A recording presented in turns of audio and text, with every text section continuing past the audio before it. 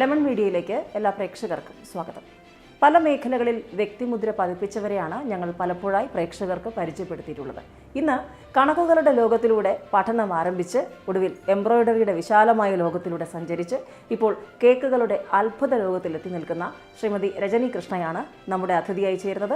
തുടക്കത്തിൽ സൂചിപ്പിച്ചതുപോലെ തന്നെ നമുക്കറിയാം, സ്ത്രീകളെ സംബന്ധിച്ച് ഇന്ന് പല പുതിയ മേഖലകളിലും അവരുടെ കയ്യൊപ്പ് പതിപ്പിച്ചുകൊണ്ടിരിക്കുന്ന സമയമാണ്. സ്ത്രീ ശാക്തീകരണം എന്ന വാക്ക് ഓരോ സ്ത്രീകളും അന്വർത്ഥമാക്കുമ്പോൾ ഇവിടെ കേക്കിൽ പുതിയ പരീക്ഷണങ്ങൾ, കേക്ക് ആൻഡ് ബേക്കിലൂടെ ഒരു അത്ഭുത ലോകം തന്നെ, കേക്കിൻ്റെ ഒരു മായാ ലോകം തന്നെ തുറന്നിടുകയാണ് രജനി. പ്രത്യേകിച്ച് നമുക്കറിയാം, കോവിഡ് കാലത്ത് ഒരുപാട് പേർ കൗതുകത്തിനായും വിനോദത്തിനായും നേരം പോക്കിനായും ഒക്കെ കേക്ക് നിർമ്മാണത്തിലേക്ക് തിരിഞ്ഞു. പക്ഷേ ഇവിടെ അതല്ല, വളരെ ഗൗരവത്തോടെ ഒരു പാഷനായി കണ്ട് വളരെ ആത്മാർത്ഥതയോടെ ആ ഓർഡറുകൾ കൃത്യമായി ചെയ്യുകയും അതോടൊപ്പം തന്നെ അതിൽ തന്നെ വ്യത്യസ്തമായ ചില കാര്യങ്ങൾ രജനിയുടെ കേക്ക് നിർമ്മാണത്തിലുണ്ട്. അതുകൊണ്ട് തന്നെയാണ് ലെമൺ മീഡിയ എന്ന് പ്രേക്ഷകർക്ക് ആ ഒരാളെ പരിചയപ്പെടുത്തുന്നത്. നമുക്ക് നോക്കാം എന്തൊക്കെയാണ് ഇവിടുത്തെ കേക്കിൻ്റെ പ്രത്യേകതകൾ. ഇതൊരു 2 വർഷം ലോക്ക്ഡൗൺ ടൈമിൽ ഇതുപോലെ എല്ലാവരും ചെയ്യുന്ന ഒരു ടൈം തന്നെ ആയിരുന്നു. അപ്പോഴത്തേനും എൻ്റെ ഒരു ഫ്രണ്ട്, അവളാണ് ഫസ്റ്റ് ഓർഡർ തരുന്നത്, ഇങ്ങനെ ഒരെണ്ണം ചെയ്യണം എന്ന് പറഞ്ഞിട്ട്.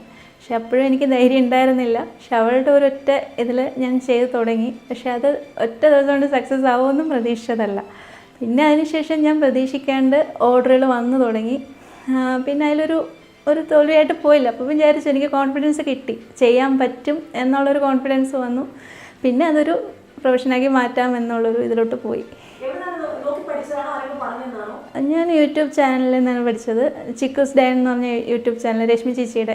എല്ലാവരും പിന്നെ ഡൗട്ടൊക്കെ ഉണ്ടെങ്കിൽ ചേച്ചിയുടെ ചോദിക്കും, മെയിൽ ചെയ്യും, റിപ്ലൈ തരും. അങ്ങനെ അതിനല്ലാതെ പുറത്ത് പോയി ഒന്നും പഠിച്ചിട്ടല്ല ഇതിലോട്ട് ഇറങ്ങിയത്. പിന്നെ ഡിസൈൻസൊക്കെ ഇതുപോലെ നെറ്റിൽ സെർച്ച് ചെയ്തിട്ട് എടുക്കുന്നതാണ്. ഡിസൈൻ ചെയ്യുക എന്നുള്ളത് ഭയങ്കര ഇഷ്ടമാണ്. അപ്പോൾ ഈ കേക്ക് തന്നെ ഡിസൈൻ ചെയ്യുന്നതിനോടാണ്, ബേക്കിങ്ങിനെക്കാട്ടും എനിക്ക് ഡിസൈൻ ചെയ്യുന്നതിനോടാണ് കുറച്ചുകൂടി ഒരു ഇൻട്രസ്റ്റ്. അപ്പോൾ അതുകൊണ്ട് അത് ഈ എംബ്രോയ്ഡറി ആയിട്ട് എനിക്കതൊരു ഒരുപാട് ഹെൽപ്പായിട്ടുണ്ട്. ആ ഡിസൈൻ വർക്ക് ടൈം ഒരുപാടുണ്ട്. ഇപ്പം ആൾക്കാരുടെ ഇതിൽ നമ്മൾ നോക്കുകയാണെങ്കിൽ അവർ പറയാം ജസ്റ്റ് ഹോം മെയ്ഡ് അല്ലേ എന്ന് പറയുന്നവരുണ്ട്. പക്ഷേ നല്ല വർക്ക് എന്ന് വെച്ചാൽ നമ്മൾ അതിന് വേണ്ടി വീട്ടിലെ വർക്കും ഇതെല്ലാം കഴിഞ്ഞിട്ടാണ് നമ്മളിലോട്ട് ഇറങ്ങുന്നത്. പക്ഷേ ഓരോ ഇത് നമ്മൾ കറക്റ്റ് ഫിനിഷ് ചെയ്തില്ല എന്നുണ്ടെങ്കിൽ ആ ഒരു നമ്മൾ വാങ്ങുന്ന കസ്റ്റമർക്ക് അവർക്കൊരു ബുദ്ധിമുട്ടാകാൻ പാടില്ല എന്നുള്ളൊരൊറ്റ ഇതിൽ ആ ഒരു നല്ല ഒരു ഇതിൽ തന്നെ ചെയ്യാൻ ശ്രമിക്കാറുണ്ട്.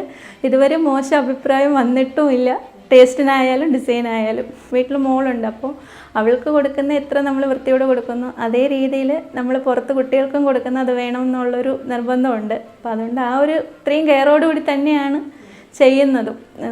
അതിലൊരു വിട്ടുവീഴ്ചയില്ല. 2 വർഷം സ്റ്റാർട്ട് ചെയ്തിട്ട്, പക്ഷേ ഇടയിൽ എനിക്ക് 2-3 പ്രാവശ്യം ഡ്രോപ്പ് ചെയ്യേണ്ടി വന്നു ചില സിറ്റുവേഷൻ കൊണ്ട്. പക്ഷെ ഇപ്പോൾ ഞാൻ വീണ്ടും റീസ്റ്റാർട്ട് ചെയ്തപ്പോൾ എനിക്കൊരു കാര്യം മനസ്സിലായി, നമ്മൾ എത്ര ബാക്കിലോട്ട് പോയാലും നമുക്കൊരു ഇതുണ്ടെങ്കിൽ, നമുക്കൊരു ലൈഫ് ഉണ്ടെങ്കിൽ അത് തീർച്ചയായിട്ടും ദൈവമായിട്ട് കൊണ്ടുതരും.